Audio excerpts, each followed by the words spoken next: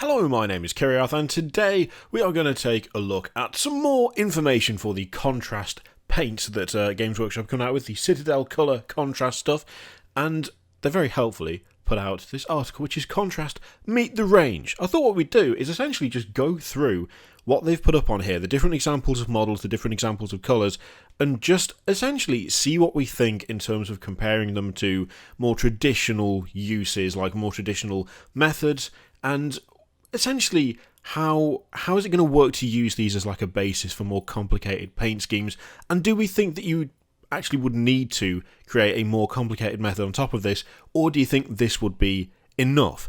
So let's take a look through. I mean, the first thing is they talk about the new like base colours, Grey Sear and Wraithbone, which is you've got like a warm base and like a cold base for the contrast paints. It is being presented as like these are the contrast undercoats. These are the things that you use if you are going to do a contrast paint scheme. That is like the examples that we've seen. They've used this, but there are of course other undercoats that you could still use that would have a decent effect. I mean, a good example of that would be to use, for instance, what is it? It's the lead belcher, spray. For some reason, I always want to call it something else, and I don't know why. It's always been lead belcher. But if you used lead belcher as a base, then you should hopefully get a nice metallic look out of these contrast paints. Whilst those do provide a good like cold and warm basis for stuff, not the only thing. I'm not going to say it's disingenuous that it would be advertised as such, but in terms of like a smooth matte coat is the suggested thing there, they're not the only things available. That's like the starting point, but it's not the be-all and end-all of like what you can use for the contrast stuff, I am pretty damn sure anyway.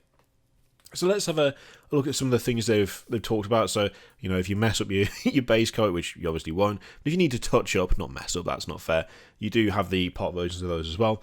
This is the interesting bit. So already, I mean, a decent number of paints, 34 is a good basis for this stuff.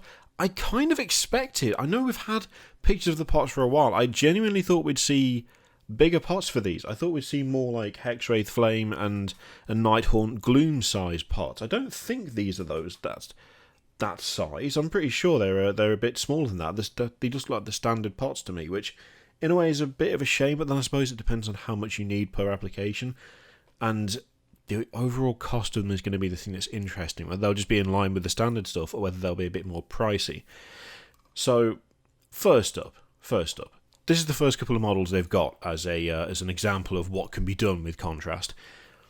I have to admit, I'm not a fan of the Nighthaunt example, but only because I don't think it fits the model very well. It might be a good example of the kind of like blending effects and the way that it settles in the recesses and remains lighter on the raised areas, and that's fine, but I actually don't like the model used because it doesn't fit that great.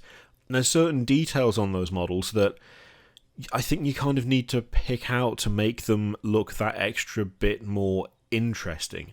The Bloodletter, I think, is actually a really good example. I mean, both of these are, of course, great examples of Horde armies. I mean, the Nighthaunt stuff, there's a lot of those little ghosty skeleton dudes. God knows how much Nighthaunt Gloom I've gone, Hexwraith Flame I've gone through painting my half of Soul Wars. It's a ridiculous amount. I'm pretty sure that side of that army alone cost me like easily like 3/4 of a pot of this stuff.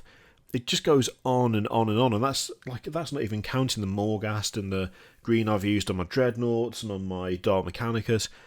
It's a hefty army to just sit there and paint away. But it does need those extra bits standing out. I just don't like that example. The Bloodletter, though, is a really good example. I do like the example of the Bloodletter. Again, a very horde army, and you can, in fairness, I would suggest get a very similar effect to what we're seeing on that Bloodletter by just slapping some red on and then just doing a wash of some kind. But even then, I realised that you're not saving a huge amount of time, and it's not that much more complicated to actually just, stick some red on, stick some corn red, and then just slap a wash over the top. That's still an extra step than is being suggested you need to get the same effect. in terms of just like cutting down time, there's already value in this stuff, even if these maybe are not the greatest example of what they can be used to achieve. Although maybe that's a little unfair, because on another model, the like black to yellow with the orange and red on there and the Nighthaunt model would be a very good example of what you can do. It's just a weird pick for that colour scheme that doesn't quite look right. So the main thing for me, to be honest, is, as they've said here, is skin tones. I don't know about you, I absolutely hate painting skin. I'm not good at painting skin. I've never been good at painting skin. I've attempted to get better at painting skin. God knows I've tried. But it's just not something that I'm very good at. I can never judge it properly, and they either end up really pale or really like weirdly pink, and I don't know what it is. It's just one of those parts of model painting that I've just never really got on with. The idea of just being able to do a coat of a skin coloured paint is actual heaven. Like the various models from Warcry might actually have semi-decent skin just by that standard alone. Like just by that one pot, that game could end up looking pretty good for me, just because there's a lot of bare skin. And I'm crap at skin, and this might actually make it so I don't have to tear my hair out trying to work out how to do it. The Poxwalker, I'm not entirely sure of. I don't know whether that was the right colour for that. For me, although then again, that's a very subjective thing, the colour of like especially like Poxwalkers. Some people like that, the nice kind of rotten, vibrant look more than anything. I tend to prefer like really muted, dark tones for things like that. I don't know what it is. I just feel like they benefit from having bright boils and intestines and stuff, but darker skin. That's just a personal preference thing, though. And to be honest, even if I'm not a fan of the colour as such, again, the finish on it looks pretty good. Like it looks like if that's a single coat of that colour, that's worked really well for that. Something that is not particularly, like, they're talking about flesh tones here, but I have to say, I'm genuinely impressed with, like, the axe. The axe looks really good. Like, that looks like something you take a little bit of effort over. But, no, it's just the one, and it's settled in all the right places. It's given a nice bit of contrast between, this is the point, due to the name of the fucking paint. I feel like that's like some sort of weird shill manoeuvre, actually saying contrast whilst talking about the paint. I feel like you're not allowed to say the word contrast because it's the product name. It feels like weirdly shill, and I don't know why. But yeah, the difference is actually really, really quite good. It's the same with the bits of armour there. If that's just, again, one coat and it's just like, that's it, you've just put it on, that would be a good couple of different washes and stuff for that. It's looking pretty good. It really is looking pretty good. So the bone, again, to be honest, this is something where I don't necessarily know whether I will ever use the bone side of things, just because I already have a method for painting bone. It's pretty much the same thing. It would just require one extra step, really, which is just to do white, and for a skeleton you'd go for like the warmer spray. You wouldn't go for the cold spray, you go for the warmer one, and then just use Seraphim Sepia over the top. That's all I did for my my Morghast, and it works. It really works. That being said, if you don't want to sit there and do multiple washes and you just want the one tone straight away, again, it does look pretty effective. It is settling in all the right places. I'm not a fan of the eyes. I still think things like glow effects are going to need a bit more work than this, you know? I mean, that's obviously like an attempt at like a kind of glowing eye socket look. I think that is still going to be something that you're going to have to put effort into learning. I think there are certain techniques that, like contrast paints, are just not going to replace. Like, you can't just stick colour on something and hope that it turns into a glow effect. You're still going to have to learn how to do that properly, because that looks okay. Like, all of that model to me looks good, apart from the eyes. The eyes look like my attempts at doing glow effects, which are not very good. So that may be an aspect that perhaps they're reaching a little bit there. But the rest of it, again, if it's as easy as just the one coat, then that is totally acceptable. Having an army to that standard would be totally acceptable, way acceptable.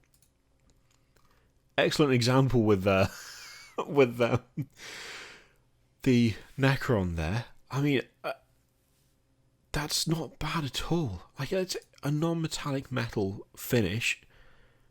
It's not like the most advanced version of that you're ever going to see, but again, for the amount of effort it requires, it's really not at all bad, is it? It's as if you needed an easier way to paint Necrons anyway, other than just undercoating in lead belcher and then putting null on them, and that's it. Like, it's like a lighter, kind of more reliable version of that effect by the look of things. I was really not convinced in a way. Like, for some models, I didn't think this would work that well, just because of the surface area, the curves, and all of that stuff. To be fair to them, that looks pretty decent. And again, I don't think you could complain about an entire army painted like that. It looks decent. The power cables as well, little things like the power cables and the kind of power cell thing on I think that's a Tesla cannon, isn't it, or a Tesla gun or something like that. Those look actually pretty decent. And again, if that's like a single coat, or if that's just like a yellow coat and then a bit of green, or is that like a heavy Gauss cannon? I can't remember. Whatever it is, that's quite a nice effect, and that would be something very easy for someone who is not experienced with painting to achieve with these by the look of it. This is the interesting one, right? So, white paint, I hate it. Okay? I just, painting white is god-awful. It's terrible. It's just an annoying colour. Like, white and yellow, I absolutely detest painting white and yellow. They're both such a pain to actually do. If that's how that turns out nearly every time, I'm set. I'm set. I don't care that it's not brilliant white. I don't care that it's not like the smoothest white known to man. It's a pretty even white that seems to have settled in the right areas. That's literally all I care about. I don't give a shit. Like, if that's how easy it is, sign me up for painting stuff white all of a sudden, because that just looks so much more simple. And I've just had such terrible experiences with that colour that actually makes it look bearable, which is nice. I will say on some of these models there's a certain laziness that's gone into them that I'm not entirely sure I'm a fan of. It feels very rushed in a way, some of these. Like, there's like little bits like that. I think a beginner painter could do a lot better than that, to be totally honest with you. It just requires a little bit of brush control to not go over the side. Those guns, the way that particular area of that gun is, it's not difficult to remain in there. You know? It's not difficult to avoid splashing out on the rest of the gun. It's the same with the top here. There's a darker bluey grey along this part of the gun that you don't need to accidentally dip onto the top. Like, you can get round that. Even a new painter would probably actually find that not too hard to stick within that line. I think it doesn't create maybe the best example in a way, because it'd be very easy to look at that and go, oh, well, is the consistency of the paint weird? Is it difficult to actually keep things clean and tidy? And I don't think it is. It probably wouldn't be. It'd be the same as applying a wash, basically. I mean, it's like I'd suggest it's very much like just a very thick, like a thick kind of slightly different texture wash in a way. And you can totally control it just as well as paint. You've just got to be a little bit careful. And to be honest, no amount of amazing,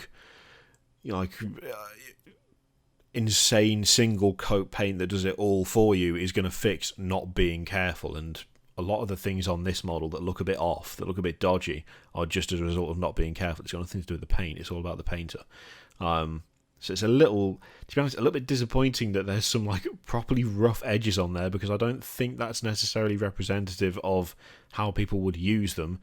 And yeah, I don't know. Maybe that's just me being really nitpicky, but I've seen a lot of first-time painters do really, really good jobs without these paints. These paints might help them a lot, but being tidy has nothing to do with the contrast paint.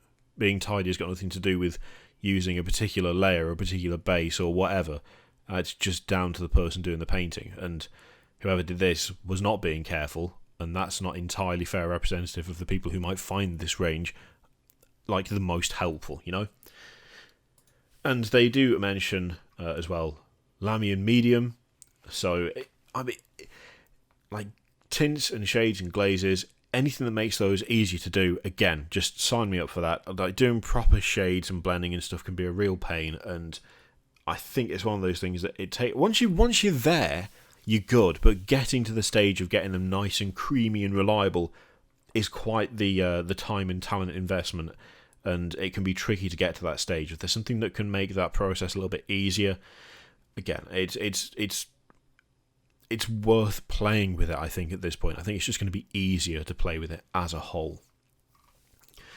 And I have to admit, sticking the contrast colours over Lead Belcher or Retributor armour, as we already talked about sticking them over Lead Belcher at the start, does give some nice results. That I'm assuming that is over the Lead Belcher and that's over the Retributor armour, although I could be wrong.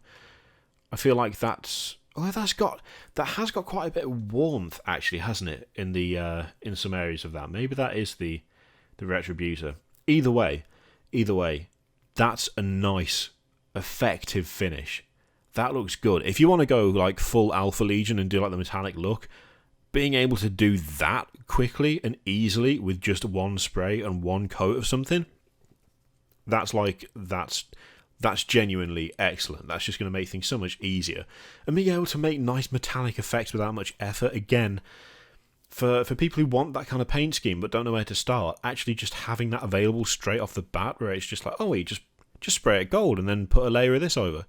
That's so good for those people who want to actually do that but don't have the know-how or the kind of, or just the resources to do it any other way. Like it's a nice simple effect that looks really good, and you could do some really fun stuff with that, and you could properly up the quality of like the final paint job without much effort as well once that initial bit has been done. So I'm excited to see what people do with that kind of thing.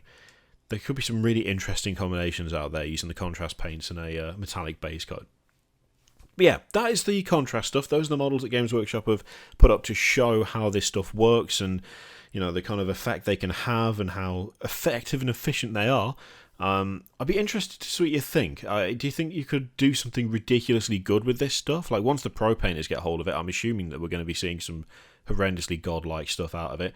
But for everyone else, I feel like it's providing that really nice, simple baseline where you're just guaranteed to get a decent finish. Like, even if you have never painted before, it looks like you might be able to get effects that you might think were not previously available to you as like a beginner painter. But yeah, I'd be really interested to see what you guys think of these models that they've done as a way of displaying the different paints and what they're capable of, and essentially any ideas that you have for what you're going to do with them when they become available. So yeah, let me know what you think in the comments down below. In the meantime, feel free to click all the things, Patreon, video, subscribe, all that shit. Click it if you like, don't click it if you don't want to, and I will see you for the next one. Toodaloo.